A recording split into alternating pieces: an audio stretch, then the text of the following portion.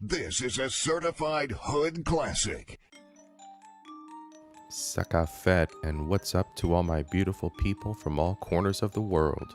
Welcome to Culture Invasion. We are here to bring you perspective and to challenge you to explore the gifts of culture, knowledge, and entertainment that surround us all. Our perceived world is not an absolute reality. Reality is subjective to only what you choose to explore. What you limit yourself to and experience is your own responsibility. Choose wisely.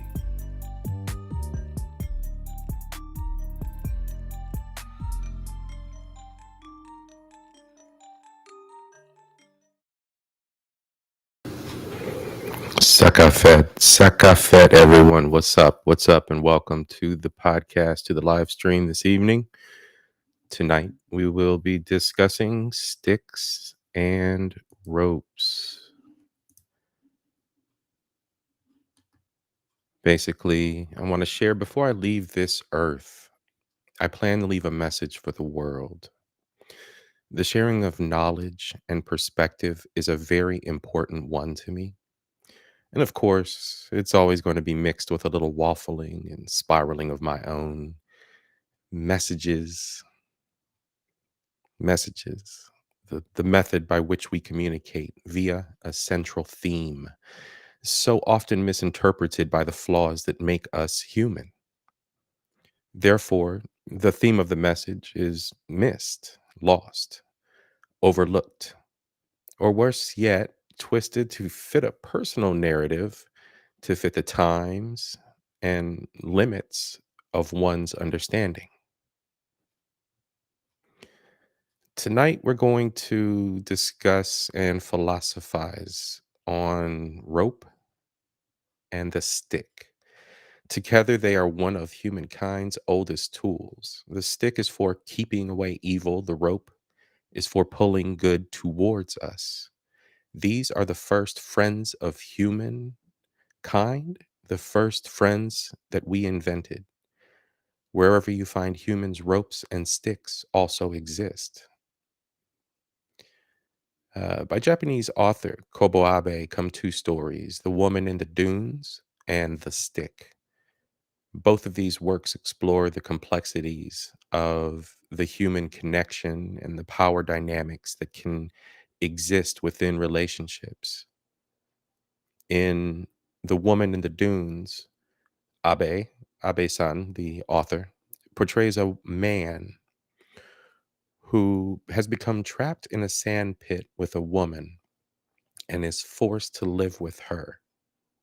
Through their interactions, Abe explores themes of isolation, dependence, and struggle for power in relationships.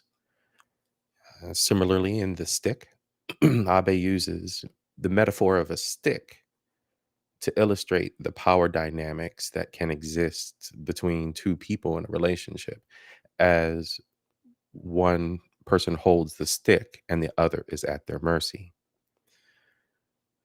Abe-san illustrated the belief that true human connection is possible only when individuals are willing to take risks and confront limitations of their own perspectives. And these are time-tested beliefs for those who are of the conventional mind and use conventional wisdom in their day-to-day lives. There's no such thing as common knowledge, and that term should be stricken. I want to examine these thoughts tonight and gain a better understanding of us as humans and the dynamics that we shape our interactions by and with others. So let's dive in a little bit here into this thought-provoking idea, and let's see where we can go with this. It is open panel night, so I hope that those of you who are out there in the audience would like to join. I can toss up the link as soon as we get a few more people in here. Moving forward, though, um, looking at rope as an analogy for our interactions and relationships, it is what it is a tool that we would use to pull good towards us or pull forces towards us and bind them to us. Um, the human connection is only possible when individuals are willing to take risks, right? But if you aren't willing to take those risks and to pull individuals close to you and surround yourself by with good energies and good individuals, then you'll never advance, you'll never grow, you'll never understand the depth of what can come from human interaction. Just the same with a stick. One uses the stick to ward away danger. One uses the stick to push away those around them or to isolate themselves from others. In addition to looking at the theme of the stick and examining it, it also serves as a way in which objects around us can influence our sense of self. So if I'm wielding a stick, I have a more critical perspective of things around me, and that I am the one who is wielding the power. I am the one who has the influence.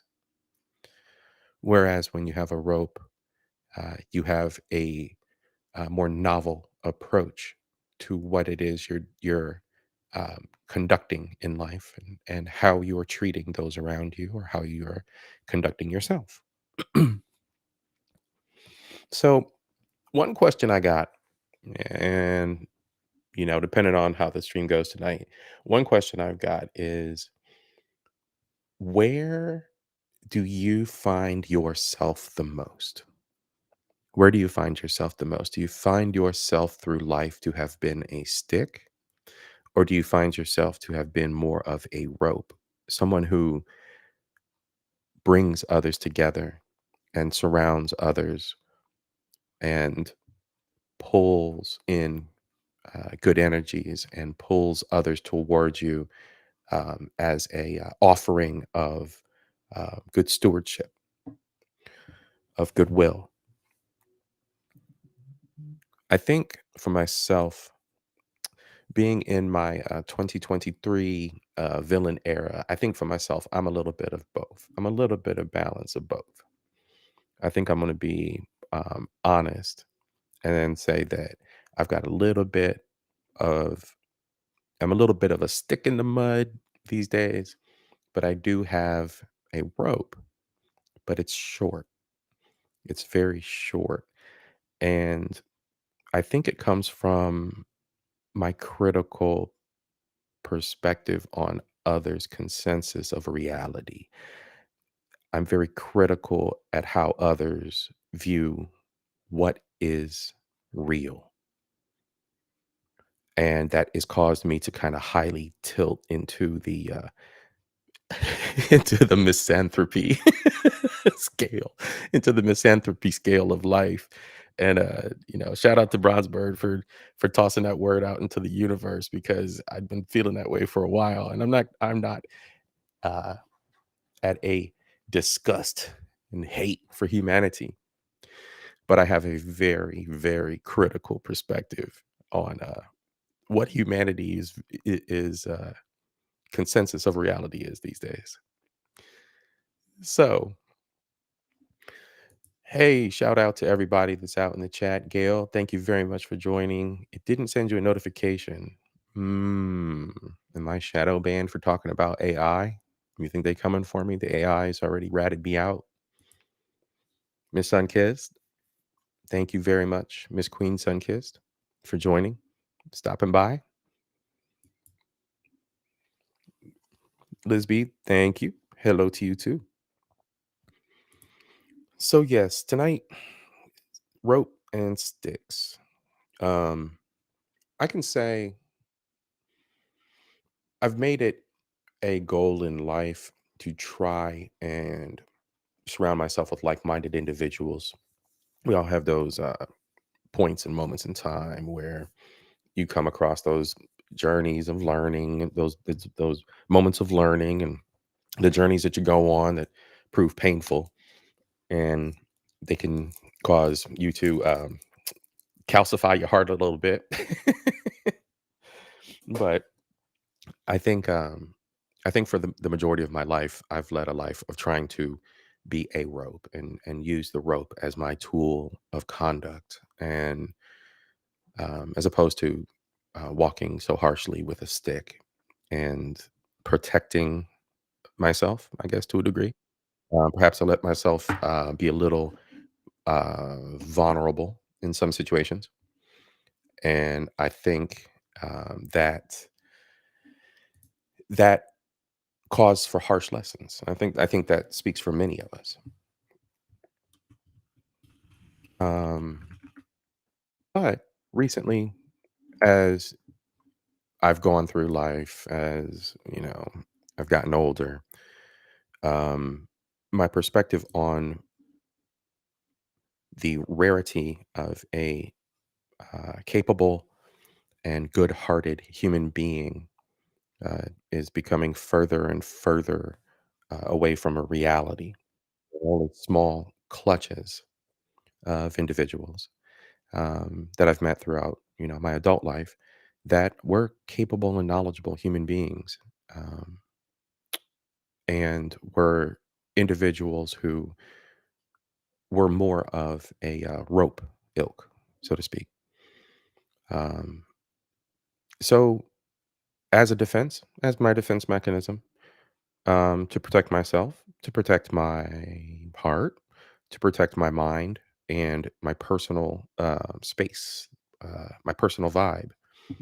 Um, it's where I kind of say I'm in my villain era. I'm like, just stay away from me. Leave me alone, people. Um, yeah, I'm embracing the stick as my tool of choice. So I'm a hybrid right now. I'm a little bit of both. If you catch me on a good day, you'll get the rope. If you catch me on a bad day, you're getting a stick. So and that sounds weird. Pause. But anyway, yeah. So I think this is a fascinating subject to explore. I think it's something great that we should all kind of embrace and reflect on. Look into the author, Kobo Abe. It's They're not very long stories at all, and they are translated. You can find translations out there on the web, or if you care to take up kanji or whatever Japanese language it's written in, whatever dialect, feel free to.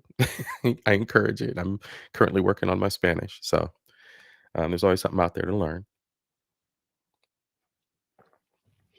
Um, when I think about, so we can kind of examine professional life, social life, and then family life, and look at individuals in our families.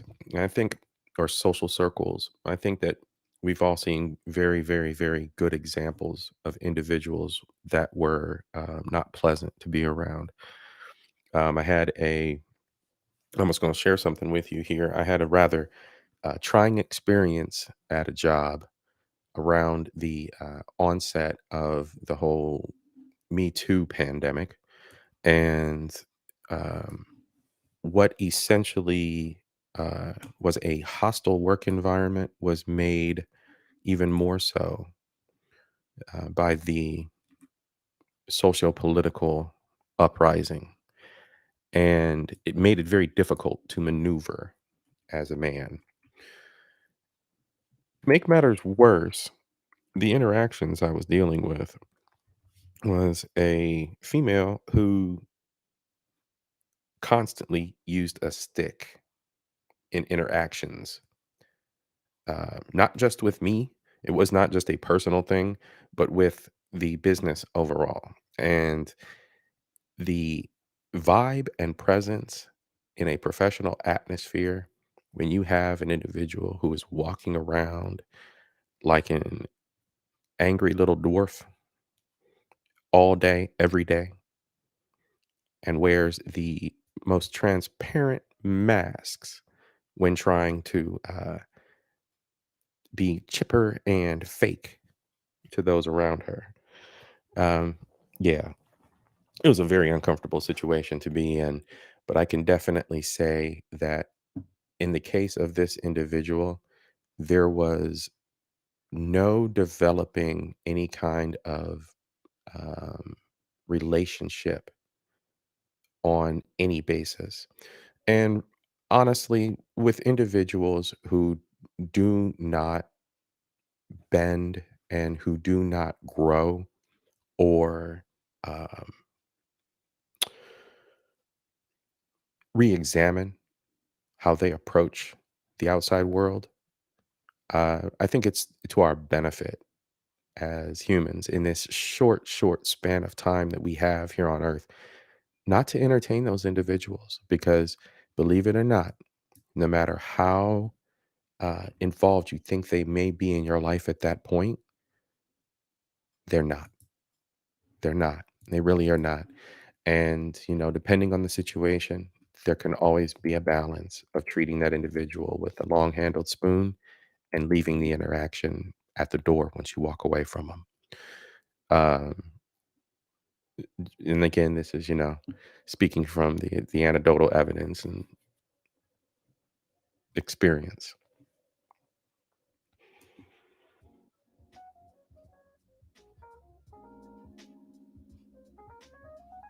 Now, on the other side of that, um, there were other individuals that I worked with that were 100% in their character as being ropes socially. Their tool of choice was definitely the rope. There was a tighter knit group. While we all worked for a common goal, there was a different presence among the individuals who harmoniously could work together. This just being a small example, but examples can extend as far as family. I mean, if you've ever had to cut off a family member, you used a stick to build a boundary. If you, as most of us do, tenderly love your family, you are surrounding them and using the tool of a rope. Um, I think I've set some pretty good boundaries. Some individuals, some individuals got a bit of a bit of a harsher lash with the stick than others. But yeah, none this either way, it's it's a tool that is a must. It's a tool that is definitely needed in our survival. It sets those boundaries. It sets those expectations, and it doesn't allow you to fall to your vulnerabilities. It doesn't allow you to uh, go back on standing on your square and establishing those um, boundaries, those guidelines for your life, so that you can advance yourself, which is very much a key that a lot of us miss in our lives. No matter how painful it is, and no matter how you may be ostracized, you may be looked at as a selfish individual. Sometimes using a stick to build those boundaries is what's needed for us to grow and for us to get out of an arrested development, a toxic situation, a toxic relationship, a toxic family. Every family is not going to use the rope um, of love and understanding and nurture to build things bigger, to build things better, to have a secure a strong future for the children. So, in some cases, it's necessary for people to separate themselves, be it adult children or, in the horrible case of two adults splitting up a family.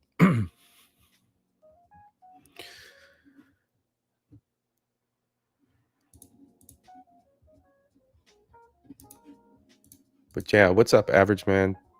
Thank you for showing up, man. I know you had a long night.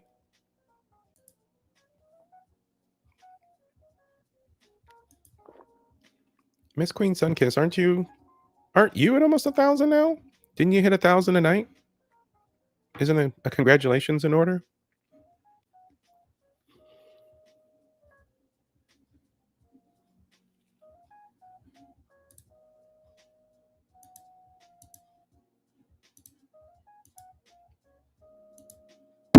Oops, sorry. 1 second here.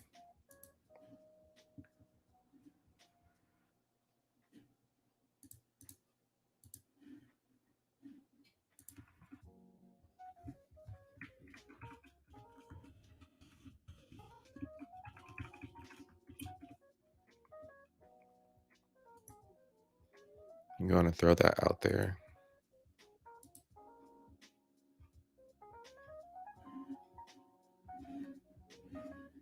Feel free to pull up if you want to discuss sticks and ropes. I'm sure people have thoughts. Reflecting on one's life, reflecting on one's conduct, how they treat others as well as themselves. It's never easy. There's always that short-term sting of that introspection and that looking at oneself that can make things uncomfortable. But that short-term sting goes a long way, as opposed to a lifetime of pain.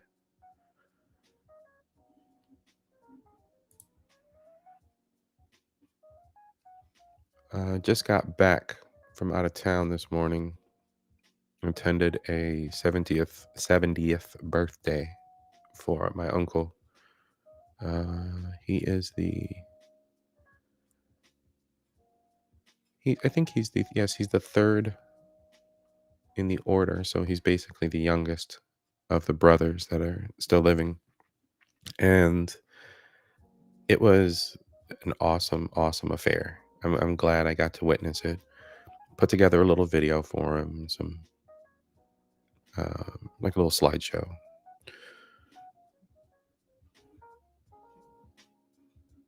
When I experience things like that with family, I realize that even on my worst days, a lot of people don't even have that. And what can happen is it can be a very humbling event. Even when you have even the worst day, the very worst day of your life, it's still 100 times better than somebody else's. And it's in moments like that I can look back and say, okay, you know what? I can step back. I can say, no matter how bad this moment may have been, or that day may have been, or, a week back, or last year for that matter, when I turned into a true villain, I felt it coming on, and I threw my arms in the air in the form of an airplane, and I said, "Passport bros, passport bro." I started singing the siren song of the passport bro because I was in my red pill rage. My life was still better than a million other people's. And being able to be a rope,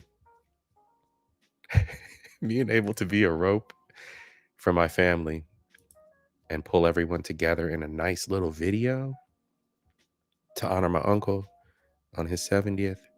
Man, I had a good weekend.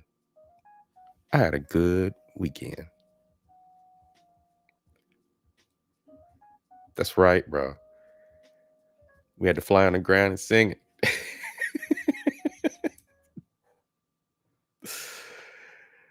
But yeah, to everybody that's just joined the chat, thank you so much for just joining, just pulling up. Elroy, Bronzebird.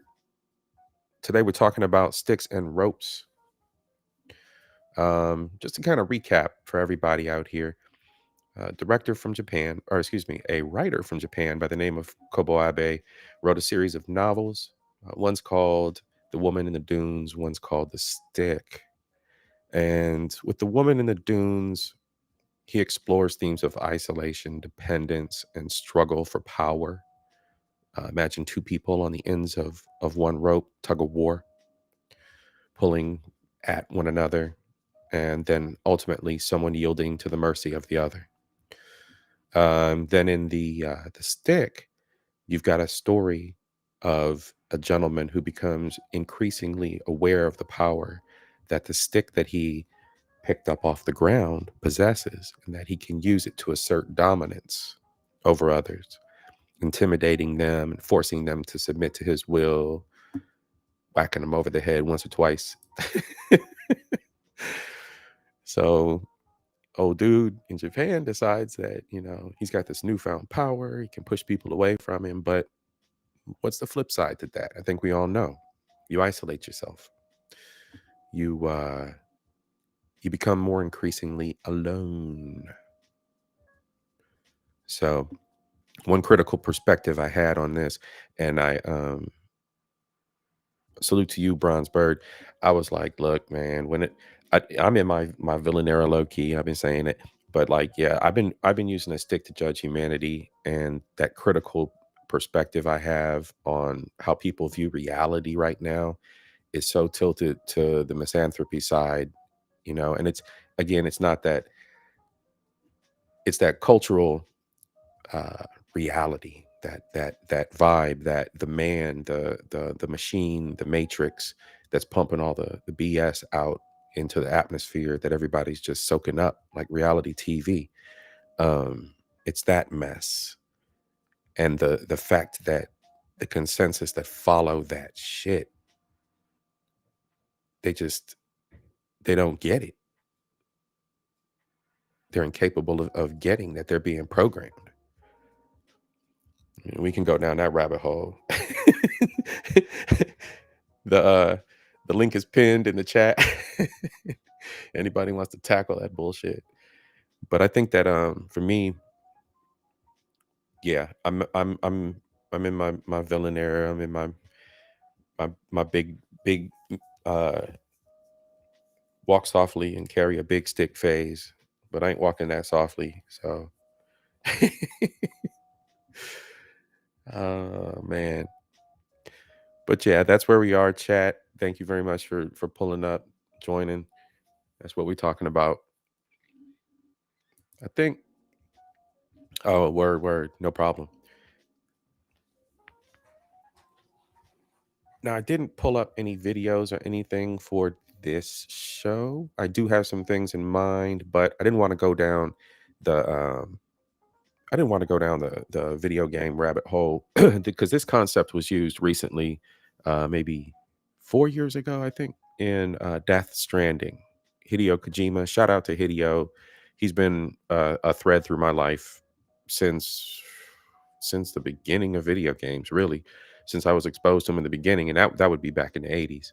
Um, so yeah, shout out to Hideo Kojima, shout out to Kōbō Abe. But Hideo came up with the concept for Death Stranding using sticks and ropes.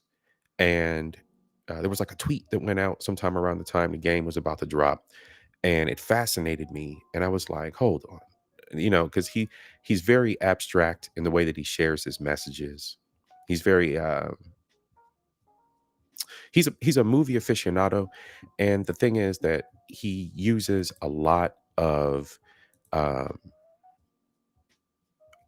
a lot of philosophical thought behind the simplest of concepts, and that's where he was able to hit his stride with the Metal Gear game series, because he used a depth of philosophy that blew my mind and had a lot to do with like Illuminati and a lot to do with government proxy wars run by governments and big organizations, and a lot of things that creepily we're kind of seeing right now in this day and age.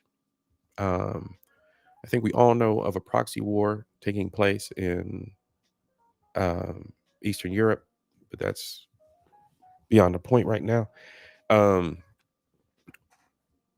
the philosophy that he examines and has examined throughout his works um, is absolutely mind bending. The depth to which he's gone in his writing. Not this is Hideo. I'm speaking of Hideo Kojima.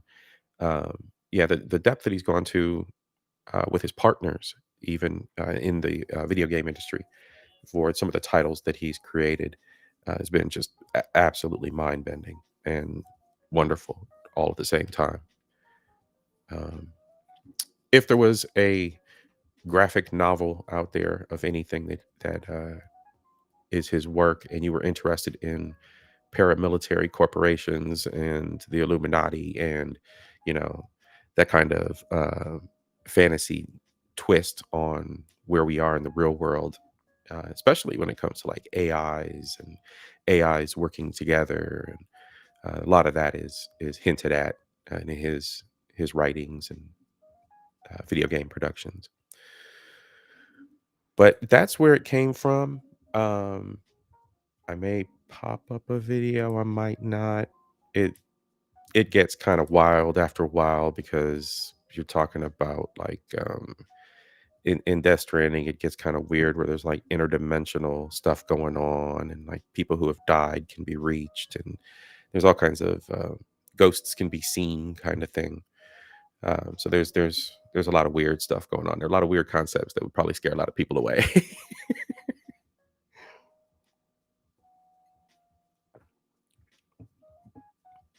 But yeah, as always, I try to be open minded. I try to keep my mind open to what's out there.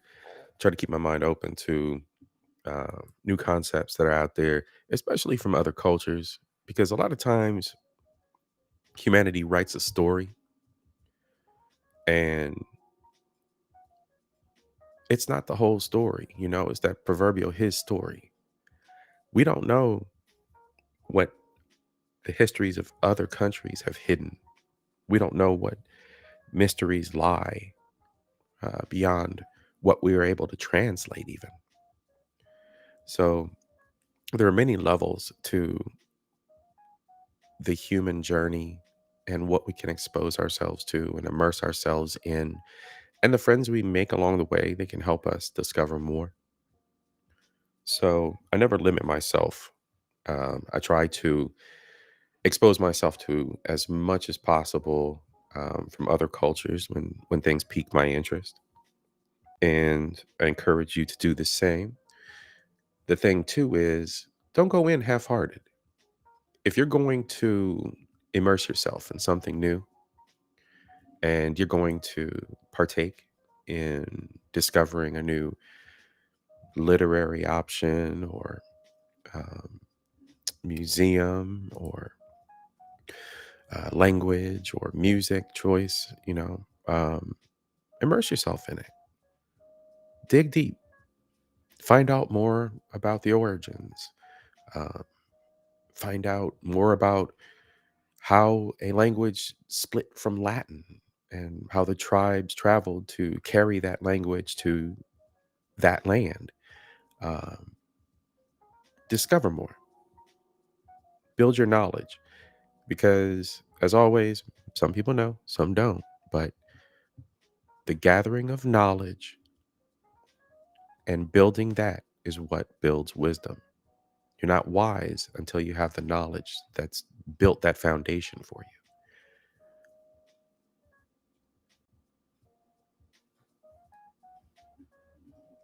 So, villain era, in my critical perspective, um, I've always been a bit brash and critical throughout my entire life. And I think I just gotten, I've just, my patience has grown short as I gotten older. That's all.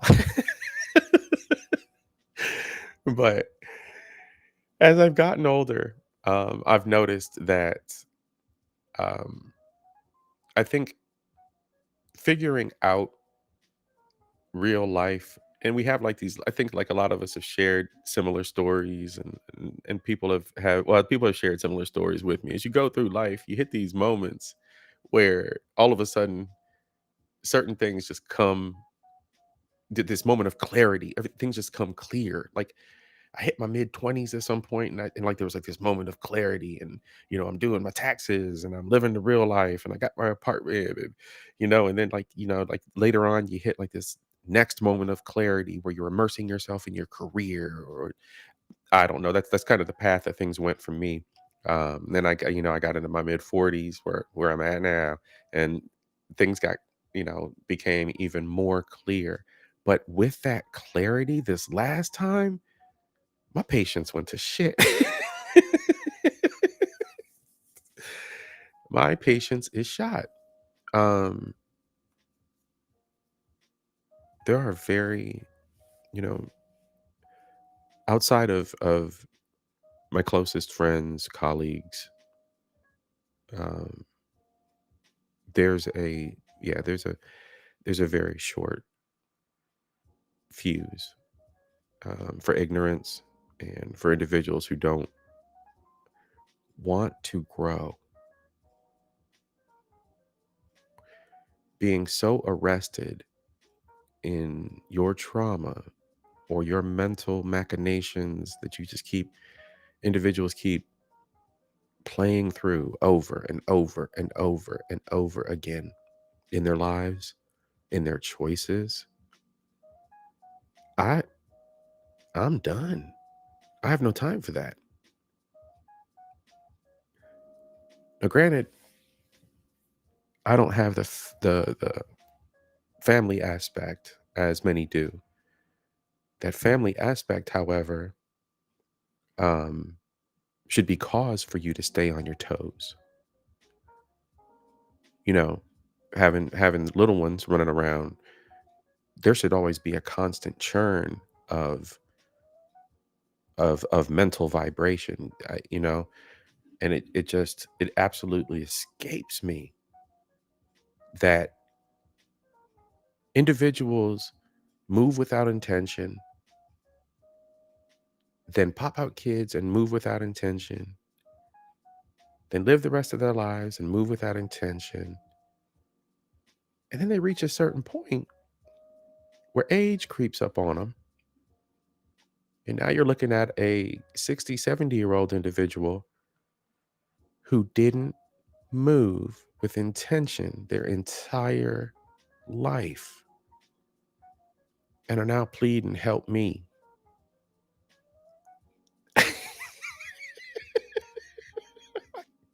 I can't. I can't. I can't. The resources that I have in my possession for myself and for my future do not include somebody else's mistakes. If I was in a professional capacity and I could offer you between the hours of 9 to 5, book a session, then perhaps, book a session. Shout out to Obsidian Ali, book a session 9 to 5. And you want to tell me your woes. Well, you want to expose yourself for being the idiot you are between 9 to 5. Well, then I can have some compassion for you at this point in my life. But you're not a client of mine. I'm not getting paid for it. And I do not have the capacity within my spirit, nor the time, energy, or finances to participate in your fuckery. And that's all it is, pure fuckery. So when we think about wielding a tool in our lives, I am most certainly wielding a stick. And where, many would otherwise describe me as being a very cordial individual, a very nice individual, a very talented individual, what be it. Like many of us out here who have come to our senses and again, understand the conventional. wisdom, not common sense, because sense is not fucking common. But those of us who understand the conventional wisdom understand that this bullshit should not be entertained. That these individuals should not be entertained. There's a rumbling all across the YouTubes and all across the spheres and the manosphere and the red pill sphere and the sphere and the pharmacy sphere, all about the community, where it's headed, what to do, what we gonna do, and save the community, save the community. It's the men's fault, it's the women's fault, it's the baby mama's fault, it's the 1980s fault, it's slavery fault. The entire conversation, the entire community gets hit with a stick from me. I'm separating myself from that bullshit. Like I said, I entered my villain era springboarding off of some red pill rage. Passport bros. Matter of fact, let me pop that up in the comments. Keep the energy. Keep the energy. Keep the energy.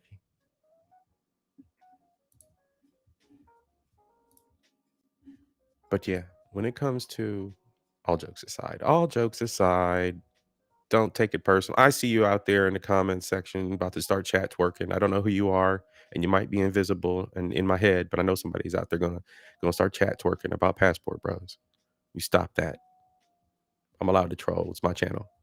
Anyway, yeah. But when it comes to society at large, man, we walking with bamboo poles, bamboo sticks. We're walking around here with samurai swords, sharp pointy sticks, keeping people away from us. I'm not dealing with this. I'm not dealing with the fuckery. No more.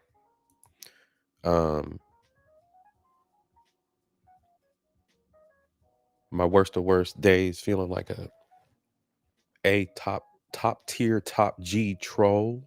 I threw out there on Facebook with zero fucks given. The community is as dead as takeoff.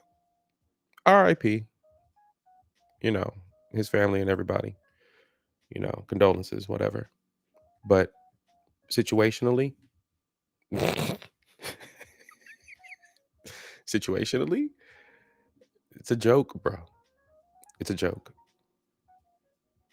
And everybody clutches their pearls and beats their breast. And man, why, bruh? Why, man? Why? Cut the fucking games. You know why? It's fucking games. Y'all out here posturing. Y'all out here posturing looking like fucking fools.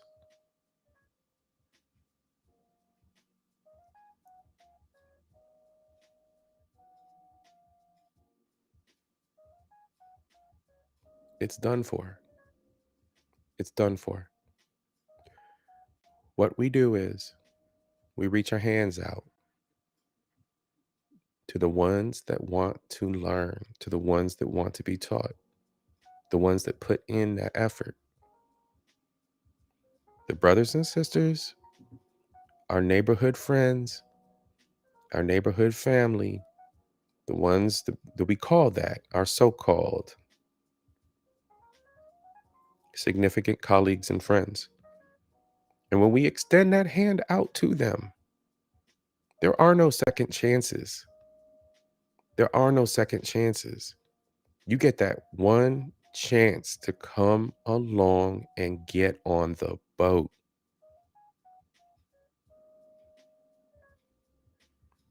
In my mind, I've gotten away from saying good luck to individuals. There's no such thing as luck. There's being fucking prepared at the right opportunity.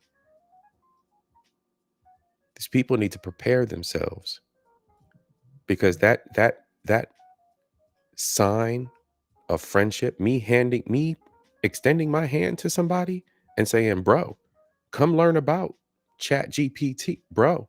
Come learn about podcasting, bro. Come learn about technology. I got you. I can show you management. I can show you technology stuff. I can show you networking. I can show you security. I'm here to share knowledge. I've been running this shit for what, 27 years. But then you're gonna have individuals that are gonna want to waste your time. Oh man, I ain't ready for that, bro. Y'all, you talking all that crazy shit, bro.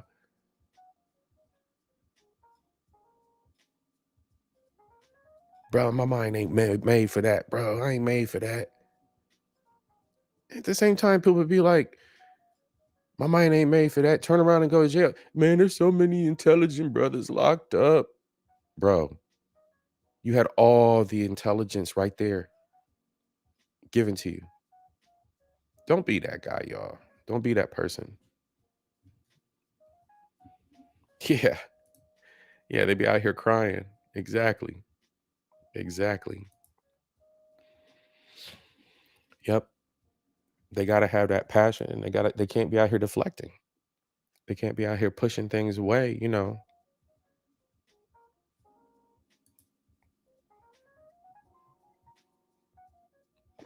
Yep. You gotta be willing to change. You gotta be willing to level up.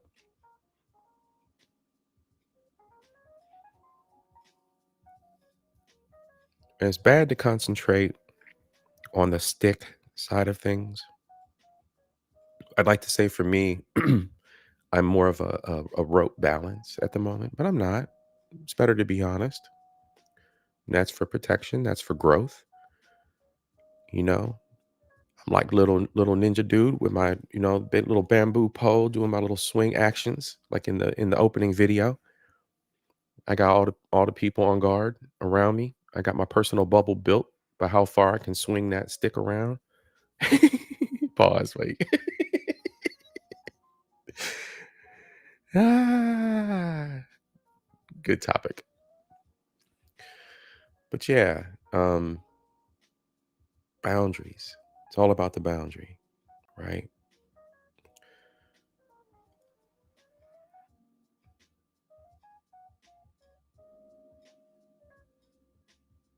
Now, one thing I'm grateful for is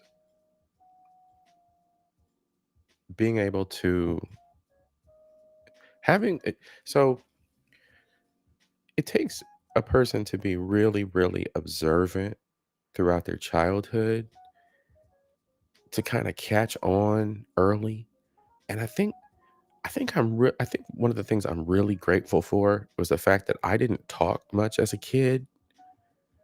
I think that played in my favor because I was able to watch, and I think I learned the ick of humanity. The ick. I think I learned the ick of humanity at an early age, because sometimes adults are they're just the most. Like, what do y'all be doing? Y'all just be acting a fool sometimes. I think I learned that. I think I learned that at a young age. I was a little bit. I was a little bit reserved, shy, what be it. So I didn't really talk till I was maybe like 3. But that's because I was working on my villain era. At 3, I had to prepare for 40. I mean, come on, you know what it is. You know how we do it out here, y'all. Us little educated, lame, overachievers. You know, y'all know how we do. We at 3 trying to rule the world like Boss Baby. But yeah, I think that was part of it. I think there was like my little baby brain was already thinking about, like, you got the ick. I don't like you. I don't like you people. You're silly people. You're ridiculous. Ridiculous. Miss Opinionated. I appreciate you. I appreciate you. Yeah. Me and Bird's cool people. Cool people. That's my G. I'm glad I stumbled upon his channel last year. And since then it's been great. The man is hitting on all cylinders. Man is hitting on all cylinders. Shout out to Bronzebird. If y'all have not already subbed to him or didn't come over as a subscriber from his channel, that's facts.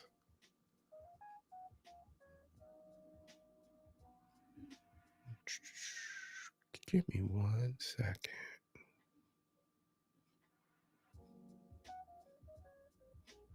So, yes, Miss Opinionated, tonight we are talking about ropes and sticks. A rope is a tool that you use to surround yourself or bring others to you in a loving and positive manner. A stick is a weapon that you use to push people away, show force, and wield dominance over others. What do you use in your life the most? And I've been sharing my journey. I am in my stick era.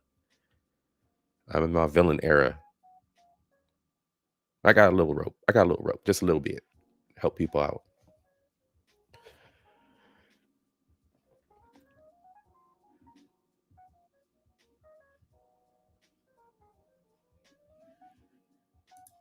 But yeah, going back to where we are. So let's look at, man, society. Society's a mess. So I got to stick for society. I got to stick for the community. And I'm protecting. Oh yeah, of course. I'm protecting my heart. We're all about passport, bro. Passport, bro. I gotta find the right note. I'm sorry. Hold on. Passport bros. Passport bros. I'm trolling. But yeah, I can dig it. I can dig it. I am with you on that. High five to you. High five to you. Matter of fact, let's do a little bit of something like this. There we go. Nice little applause for you. I definitely can feel that. Um, yeah, it's bad out here. It's bad out here. I was talking to a cousin of mine last night at the uncle's 70th birthday, and I was like, bro, I'm done. I'm done.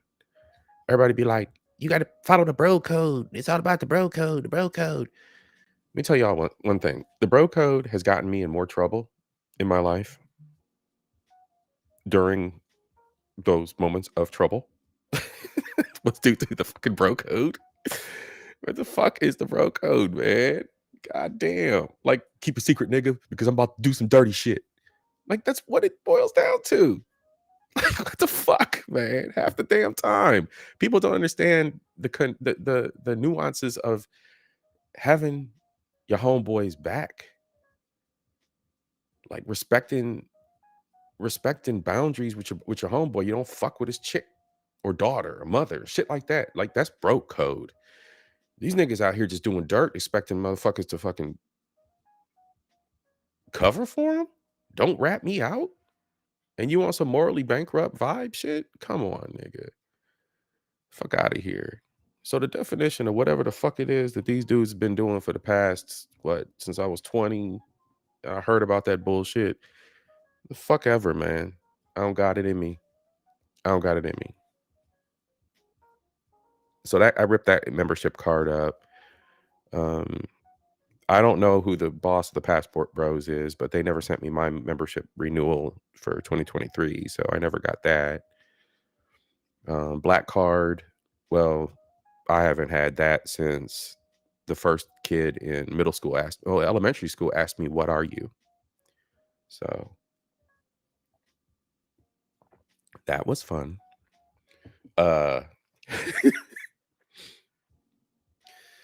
So yeah, we're not playing these allegiances anymore. The only thing I got allegiance to is my family and good people. I'm not playing allegiances no more. I'm not holding back my tongue when it comes to the winter is here. The winter is here topics, such as how men basically be fucking up the game and be out here simping, inflating egos, giving up money, neglecting their kids, skipping out on the next chick. Man, I got no time for that bullshit. And the reason why I don't have time for that bullshit is because the community wants to spit back in the face of good men that all men are the problem. More than not. More than not. And I know that, of course, there are always the individuals out there who keep things 100, keep things even keeled and fair. And I love y'all for that. I know a couple of y'all have already popped up in the panel, in fact, or in the chat, in fact. So yes, keep doing what you're doing. That shit's fucking magic. But to the hyenas and the Pookies rays, since we got clear definition of who they are, not the educated lames though. We're just the ostracized and ignored ones. um, I don't understand some of the women today or the men. It seems like we all want to blame one another instead of taking accountability for our own actions. Absolutely. Absolutely. And I hate getting on the whole relationship thing, but it's the whole relationship month. It's the month of squishiness and Valentine's and bleh, bleh. Sorry. But I wasn't gonna ride the wave of Black History Month this year or talk about that stuff. Maybe around June. Get some people out there in June talk about some history. But not February. February I'm gonna build off the relationship bit, but we're not gonna I don't wanna man, it's exactly this, what Miss Opinionated said, right? The lack of clarity as to what the hell is really going on with these people out here. Men and women, their actions and thought processes. It's off the map. It's off the map. They're not right in the head. Valentine's Day is every day. You know what? You're absolutely right. It should be every day. Every day? Every day. Yes, every day. Every day you should be on smooch game, squish game, smack that ass game every day. When you got that one that's in your life, it should always be like that. It should always be like that. I co-sign that 100%. Stamp it and applause.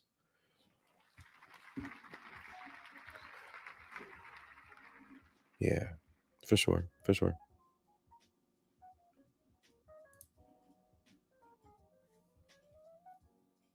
There should always be passion. There should always be that connection. Um, I've had some great relationships in the past. They fizzled and exploded and turned into a Michael Bay film in the end, but they were great relationships. Great relationships. Um, all that, all the squishy and all everything was just great. But we grow apart. People go in different directions. We make mistakes. I've taken accountability for plenty of mistakes. Um, maybe two or three big ones in my relationships. Ugh, yeah, nothing to brag about. But yeah, um, we learn. But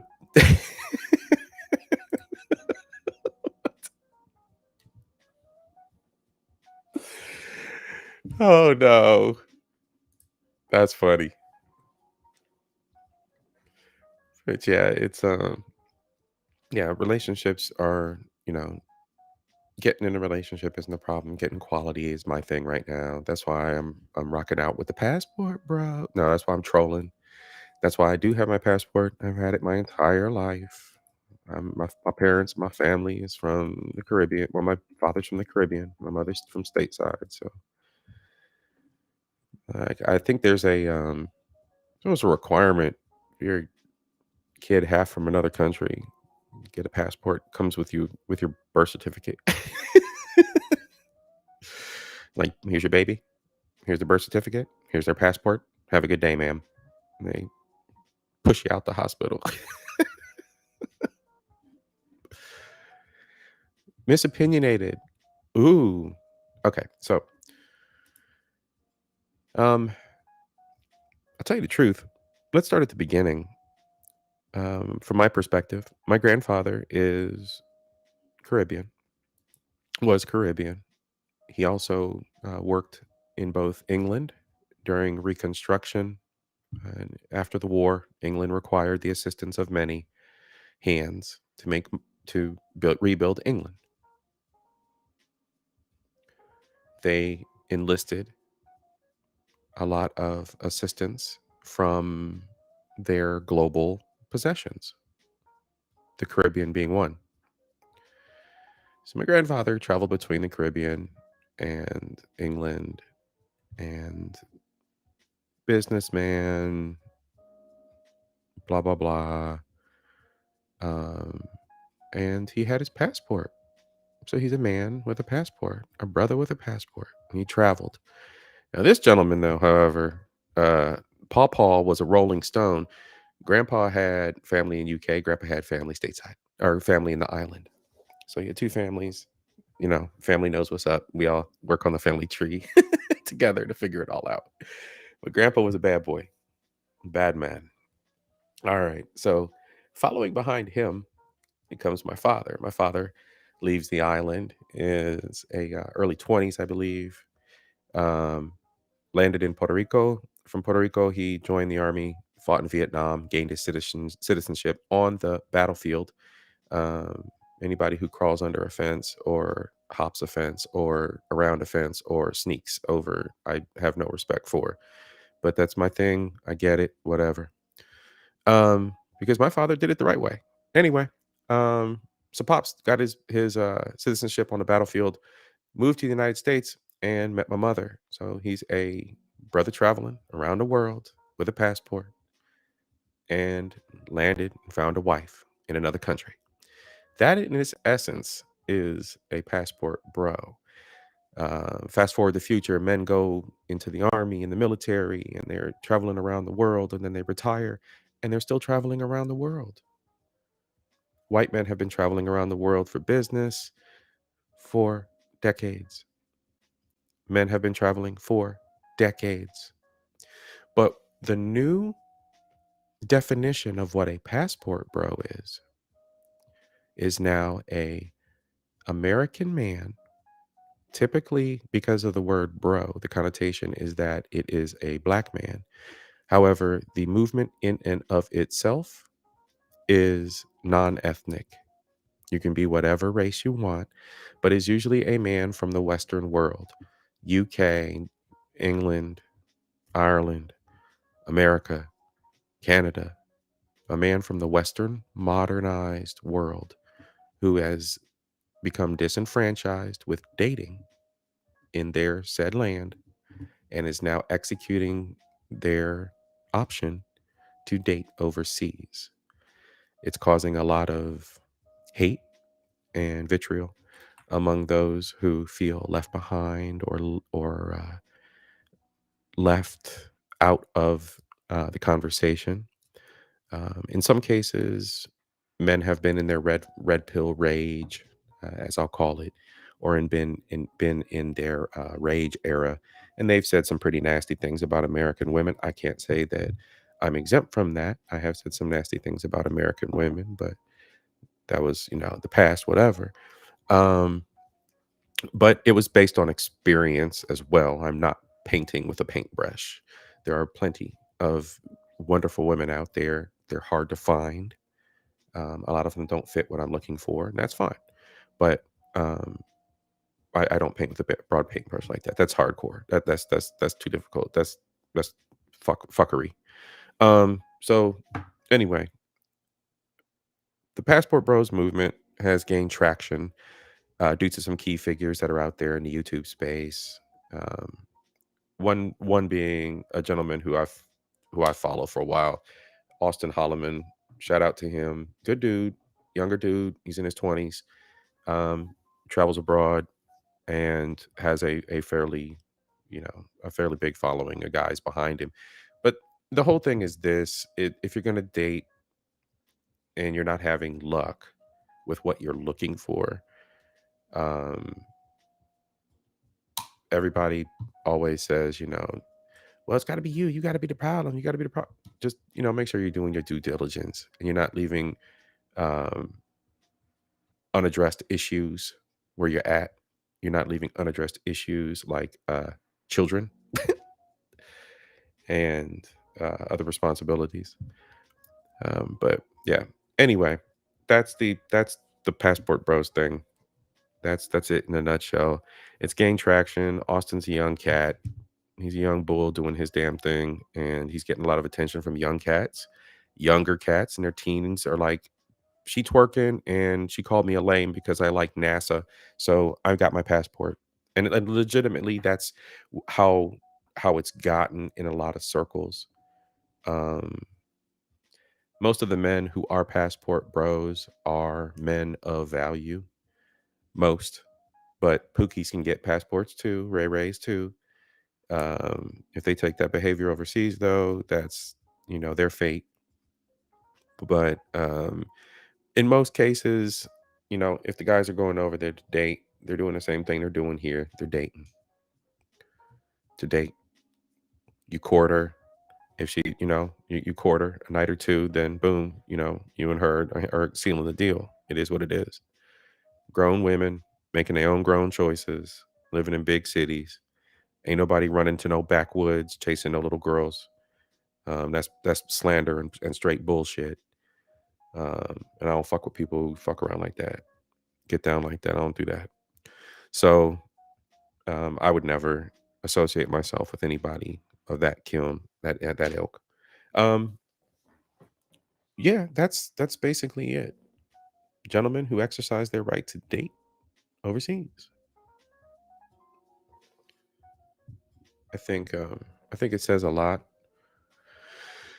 And misopinionated, I think it says a lot for um, this is where I hold that stick to the community, where I'm like, um, we had the whole, I grew up with it, man. My parents divorced because of it. Multiple families on my street broke up. Well, were threatened to break up because of it. I mean, it was always that I don't need no man. And that shit rotted the community, because then you had the mothers teaching the daughters and blah, blah, blah, blah, blah. That shit just been riding its way out. And it's playing out now. And this is where we're at. With the internet, you can't shut the fuck up. Nobody's shutting up on the internet. Nobody. Everybody's exposing everything. And OnlyFans, they exposing their everything. And what's that say? Who wants that? If a man wants to get a woman from another country, have at it. We don't need their ass anyway. You really don't know what you're getting. Don't know what you're getting in America either, babe. Truth be told, from STDs to mind you, I don't got kids or nothing. No lame bullshit in my past. No taking no L's, no marriage, nothing. Just long relationships that turned out to end in nothing. But look, when you're counting the odds, and you're sitting on a stack of money, and you're looking at divorce court at an all-time high, and you're looking at child support at an all-time high, $1 billion industry. When you start calculating what your retirement is and what you got in your your 401k, I think I think leveraging those assets overseas is not such a bad proposition in the end. It's not such a bad proposition in the end. Now, look, I'm looking at it from a different perspective, right? Like, my family's from overseas. I've got massive amounts of family overseas. I'd wager to say a fifth of the island that my father's from is probably family. But so I have a different perspective on things. I understand what life is like on the island, and I understand that my dollar goes a lot further. I'm actually waiting for my retirement to partake in that, because I'm going to. Why wouldn't I? Why wouldn't I live on the cheap if you could? And you can live like a millionaire. Why would I not live like a millionaire? And yes, that means if I want my own cook, my own chef, and yes, that means I can afford to eat out every single night with my woman. And guess what? I can afford to live in a $300,000 house on the island. 350,000. Fuck it.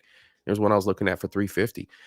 $350,000 uh house in on the island in the capital, with an apartment underneath it that I can still rent. And I don't even have to live there. I can rent the whole damn thing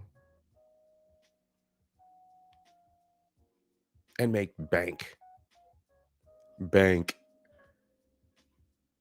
UK, Australian, Asian tourists come through that place like water. They just flow through there. With that economy, and I'm 40, I'm not going to live forever, but I can live like a fucking king. If a lady wants to ride with me on the journey, come on, let's ride. But the thing is, like, it's silly not to partake in economic advantages. That's just silly.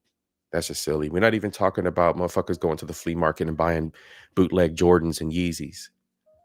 They bootleg, but they look good. No, I'm talking about real life shit on a discount because it's a different economy. And everybody ain't running around with no dirt foot, leaf dress bullshit. It's fucking modern era everywhere. I got a ghetto 2 blocks away from me down the street. I'd be damned at this time of night to go driving through. I ain't doing that. It's dumb as fuck. You think they don't got that in other places, folks? They do. They most certainly do. And a lot of times it's a little bit grimier than it is here stateside. Even though our grime can be, black cops on black victim. Low blow, low blow. My bad, my bad.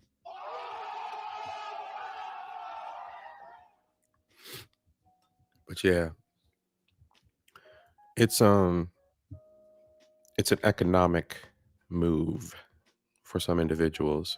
There's millions of us here in the United States. I mean, there's the remainder of the 12.99999% of remaining black folks who don't go overseas, who are the whatever the what they call them, the fuck ever, they got some kind of abbreviation for the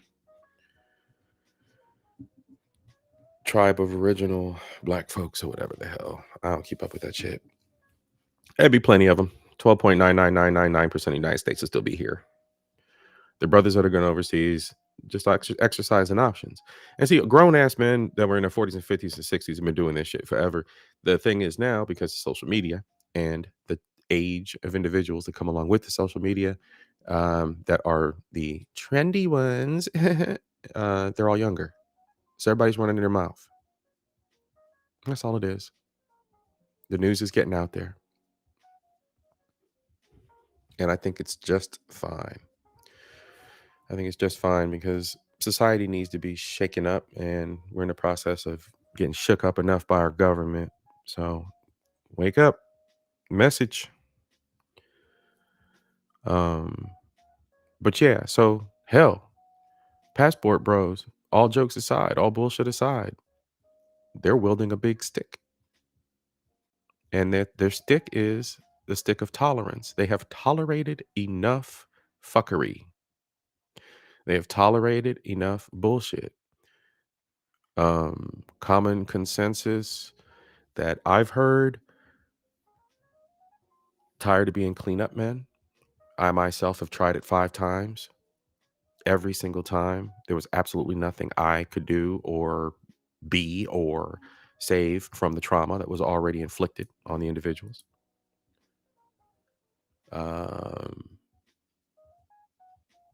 Chicks throw whole men away because they got the ick, because the way you responded. So basically, you're too shallow to work something out or discuss something. No problem. Chicks that get the ick because they don't like the color of your hair. You got gray hair. Well, chick, you gained a little bit of weight. How's that? Mine's natural. You need to hit the gym. Moving on. So yeah, there's a lot of frustration out there, and shallowness, and lack of accountability. And this is a man's podcast. I'm a guy, so I'm just stating things from my perspective. Now, have I given up wholeheartedly on American women? Uh, uh, uh, uh, Um, what was the question? So anyway, yeah, so I'm not dating right now, which is fine because I'm on a serious grind to knock some things out the park business wise, um, and build for retirement. And I suspect I'll probably be looking in that direction of retirement. I'm 47 now. I'm probably going to be retired in my early 50s, without a doubt. So that's what I'm looking forward to, and I'm just going to party. There's no reason for me to stress over finding a needle in a haystack at this point in life. And if something comes along and we vibe, then that'd be great. But yeah, in the meantime, I'm holding a stick to relationships. Now, back to ropes. 'Cause we've spent too much time talking about this negative, weird shit. Back to ropes.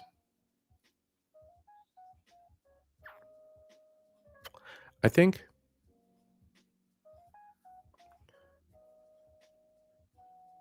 one does not inherently um, treat the world in a negative manner. I think, and I believe, and it's been said, we are the most innocent by birth, at birth. And when I look at the concept behind the rope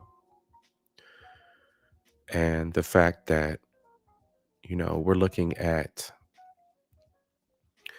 pulling good toward us and binding good vibes around us, um, I think that that's part and parcel to our innocence in our youth. That's part of who we are. That's inherently just born in us. I think that over time, that as we gain knowledge, as we gain um, more of a conscious mind as an individual, we start to see that we have to have limits, but we we can confront our own limitations, but we still have to have limits within that. We gain the perspective, but we still protect ourselves enough to know how much rope we use in a given situation. Um, Everything's not good for us, but at the same time, some things should be taken in small doses. So that's a small amount of a tug. I'm going to pull something toward me, and I'm going to gather what I need, and I'm going to move on. I think a lot of that is lost. We lead life through blacks and whites. I don't think any one person is 100% rope or 100% stick. I think it's how we wield the tools that we're given, how we use them in our day to day, right? Our personal understanding. But again, even with our understanding, we should take risks, confront what our limitations are, and gain our own perspective on things.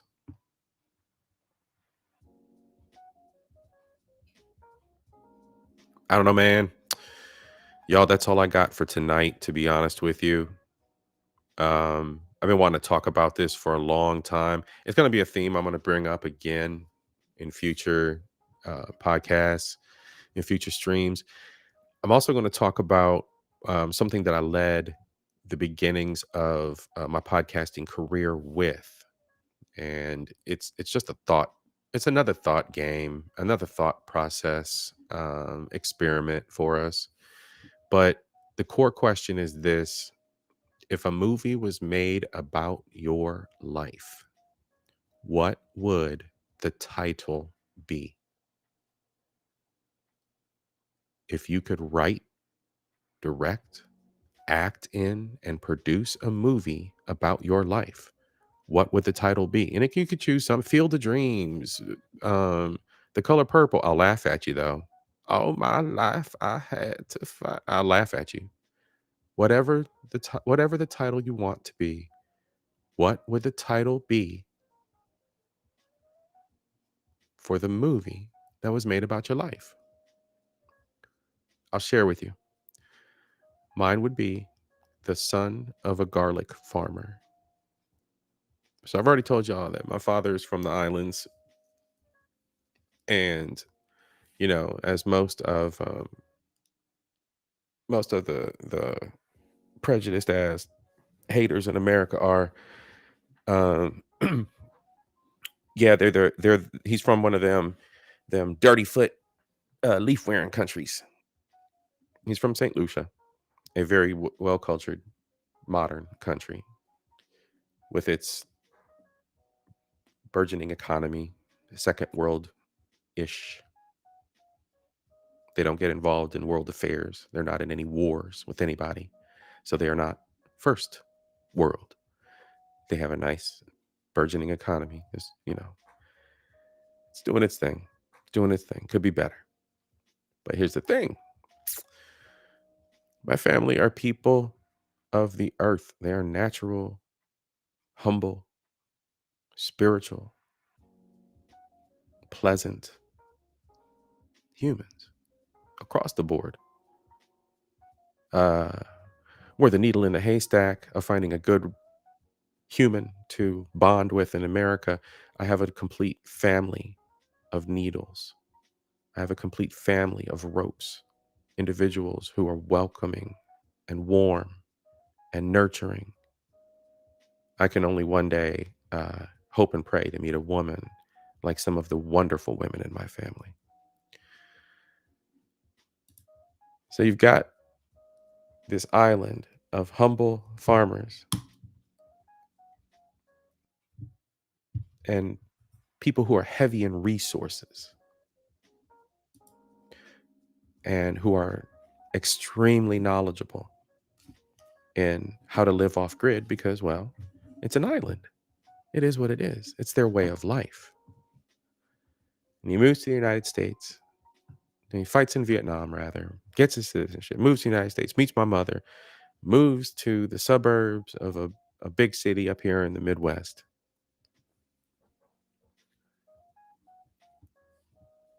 As one of the first black families on the street, so-called black families on the street. And what does he do? He proceeds to dig up part of his lawn and grow a garden in the middle of the city.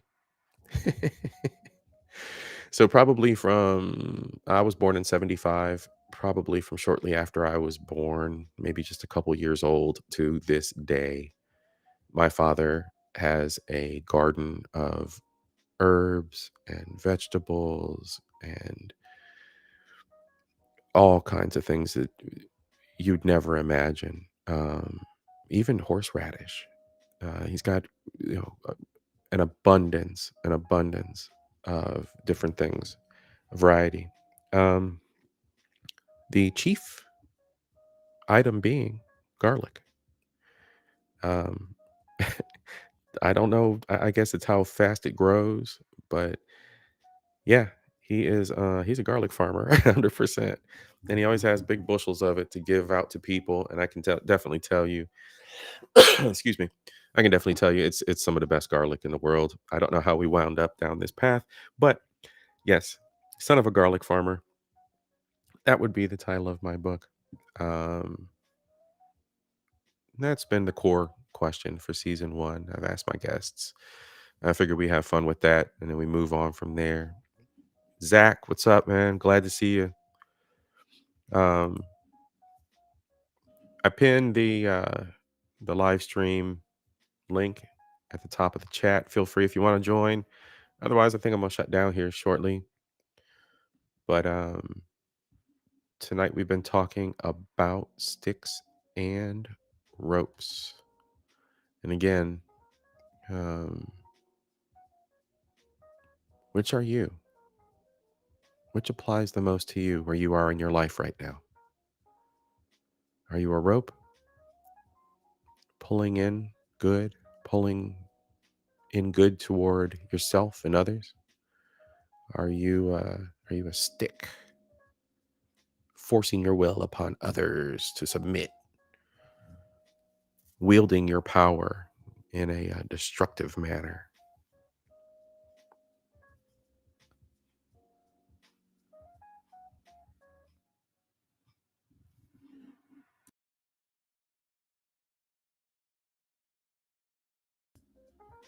And with that, ladies and gentlemen of the chat, thank you so much for coming out tonight.